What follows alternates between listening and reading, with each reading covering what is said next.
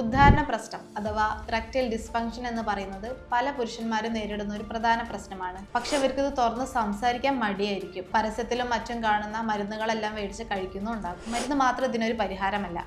നമ്മുടെ ഈ ആരോഗ്യശൈലിയും ജീവിതശൈലിയും എല്ലാം ഇതിനെ ഡിപ്പെൻഡ് ചെയ്തിട്ടാണ് ഇരിക്കുന്നത്. ഉദ്ധാരണ പ്രശ്നമുള്ളവർക്ക് ഉദ്ധാരണം പഴയതിനേക്കാളും മെച്ചപ്പെടുത്താനും ഭാവിയിൽ ഉദ്ധാരണ പ്രശ്നങ്ങൾ ഇല്ലാതിരിക്കാനും സഹായിക്കുന്ന 11 ആഹാരങ്ങൾ ഏതൊക്കെയാണെന്ന് നോക്കാം.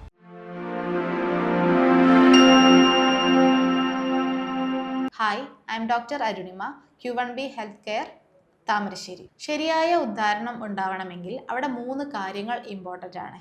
ഏതൊക്കെയാണെന്ന് വെച്ചാൽ, ശരിയായ രീതിയിലുള്ള ഒരു രക്തയോട്ടം ഉണ്ടാവണം, പിന്നെ നെർവ്സിൻ്റെയും ഹോർമോണുകളുടെ എല്ലാം ആരോഗ്യവും നമ്മുടെ മെൻ്റൽ ആരോഗ്യവും ഇതിനെ ഹെൽപ്പ് ചെയ്യുന്നതാണ്. ലിംഗത്തിലേക്കുള്ള രക്തയോട്ടം കുറയുന്നത് വഴി ഇറക്ഷൻ ശരിയായി നടക്കില്ല. സോ ഈ ബ്ലഡ് വെസൽസിനെ ഹെൽത്തി ആക്കുന്ന ആഹാരങ്ങൾ വേണം നമ്മൾ കഴിക്കാൻ. അത് ഏതൊക്കെയാണെന്ന് നോക്കിയാൽ, ഒന്നാമത്തതാണ് ഇലക്കറികൾ. ചീര, സ്പൈനാച്ച്, ലെറ്റ്യൂസ് പോലുള്ള ഇലക്കറികളിൽ ധാരാളം നൈട്രേറ്റ്സ് അടങ്ങിയിട്ടുണ്ട്. ഈ നൈട്രേറ്റ്സ് നമ്മുടെ ബോഡിയിലെത്തുമ്പോൾ അത് നൈട്രിക് ഓക്സൈഡ്സ് ആയിട്ട് മാറുന്നു.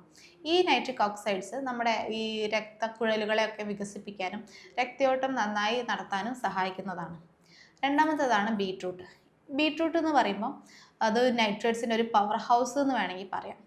അപ്പോൾ ഈ നൈട്രേറ്റ്സ് നമ്മുടെ ബോഡിയിൽ എത്തുകയും ചെയ്യും, രക്തയോട്ടം നന്നായി നടക്കുകയും ചെയ്യുന്നു.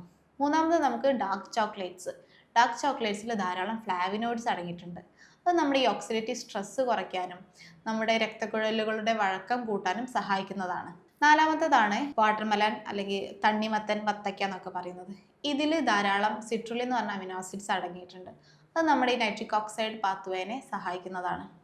അടുത്തത് നട്ട്സ് ഈ ആൽമണ്ട്സ്, വാൾനട്ട്, പിസ്ത ഒക്കെ പോലുള്ള നട്ട്സുകളിൽ അർജിനിൻ എന്ന് പറഞ്ഞിട്ടുള്ള കമ്പോണൻറ്റ് ഉണ്ടായതുകൊണ്ട് തന്നെ നൈട്രിക് ഓക്സൈഡ്സിൻ്റെ പ്രൊഡക്ഷനെ സഹായിക്കുന്നതാണ്. അടുത്തതാണ് ഫാറ്റി ഫിഷസ്. അതായത് ട്യൂണ, മത്തി, സാൽമൺ എന്നൊക്കെ പോലുള്ള ഫിഷസിൽ ഒമേഗ 3 ഫാറ്റി ആസിഡ്സ് ധാരാളം അടങ്ങിയിട്ടുണ്ട്. അത് നമ്മുടെ ഈ ഒരു രക്തക്കുഴലുകളുടെ ആരോഗ്യത്തിനും ഹൃദയത്തിൻ്റെ ആരോഗ്യത്തിനും ഒക്കെ നല്ലതാണ്. പിന്നെ പറയുന്നതാണ് പൊമിഗ്രാനൈറ്റ് അല്ലെങ്കിൽ അനാറ്, ഉറുമാമ്പഴം, മാതളം എന്നൊക്കെ പറയുന്നത്.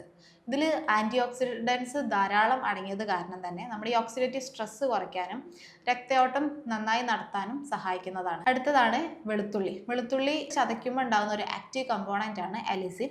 ഇത് നമ്മുടെ കൊളസ്ട്രോൾ കൺട്രോൾ ചെയ്യാനും രക്തയോട്ടം മെച്ചപ്പെടുത്താനും സഹായിക്കും. 9ാമത്തേതാണ് ഓട്സ് എന്ന് പറയുമ്പോൾ അതിൽ L-അർജിനൈൻ എന്ന് പറഞ്ഞിട്ടുള്ള കമ്പോണൻറ്റ് ഉണ്ടായതുകൊണ്ട് തന്നെ കൊളസ്ട്രോൾ കൺട്രോൾ ചെയ്യാനെല്ലാം സഹായിക്കുന്നുണ്ട്.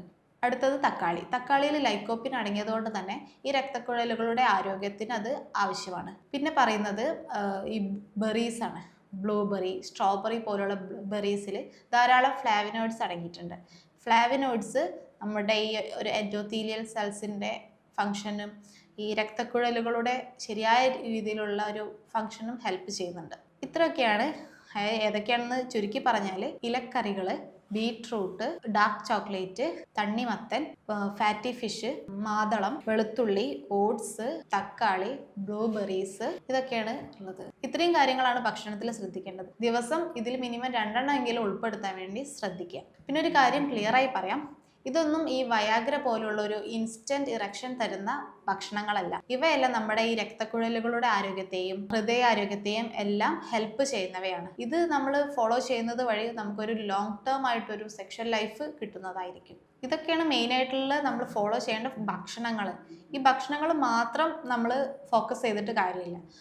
നമ്മളുടെ ജീവിതശൈലി, അതായത് നമ്മൾ ഡെയിലി എക്സസൈസ് ചെയ്യുക, ഒരു 30 to 45 മിനിറ്റ്സ് നടക്കുക, കൂടാതെ യോഗ പോലുള്ള മെഡിറ്റേഷൻ ചെയ്തിട്ട് മെൻ്റലി ഹെൽത്തി ആക്കുക, ഇതെല്ലാം നമ്മൾ ഫോളോ ചെയ്യേണ്ടത് ആവശ്യമാണ്. ഇതൊക്കെയാണ് നമ്മൾ കഴിക്കേണ്ട ഭക്ഷണങ്ങൾ. പക്ഷേ ഈ ഭക്ഷണത്തിൽ മാത്രം ശ്രദ്ധിച്ചതുകൊണ്ട് കാര്യമില്ല. നമ്മൾ നമ്മുടെ ജീവിതശൈലി, അതായത് എക്സസൈസ് ഡെയിലി അല്ലെങ്കിൽ ആഴ്ചയിൽ 3 ദിവസമെങ്കിലും മിനിമം എക്സസൈസ് ചെയ്യണം. അതുപോലെ തന്നെ ഒരു 30 മുതൽ 40 മിനിറ്റ് വരെ ഒന്ന് നടക്കാൻ വേണ്ടി ശ്രദ്ധിക്കുക. ഇതെല്ലാം കൂടെ ആവുമ്പോൾ മാത്രമാണ് നമുക്കൊരു നല്ലൊരു റിസൾട്ട് ഉണ്ടാകുന്നത്. ഉദ്ധാരണ പ്രശ്നം എന്നുള്ളത് പുരുഷൻ്റെ ലൈംഗികാരോഗ്യത്തെ മാത്രമല്ല ബാധിക്കുന്നത്, അത് നമ്മുടെ രക്തക്കുഴലുകളുടെ ആരോഗ്യത്തെയും ഹൃദയാരോഗ്യത്തെയും ഒക്കെ അത് സൂചിപ്പിക്കുന്നുണ്ട്. സോ ഈ ഉദ്ധാരണ പ്രശ്നം റിപ്പീറ്റഡ് ആയിട്ടുണ്ടെങ്കിൽ അതിനെങ്ങനെ ഇഗ്നോർ ചെയ്യാതെ മതിയായിട്ടുള്ളൊരു ചികിത്സ തേടേണ്ടത് ആവശ്യമാണ്.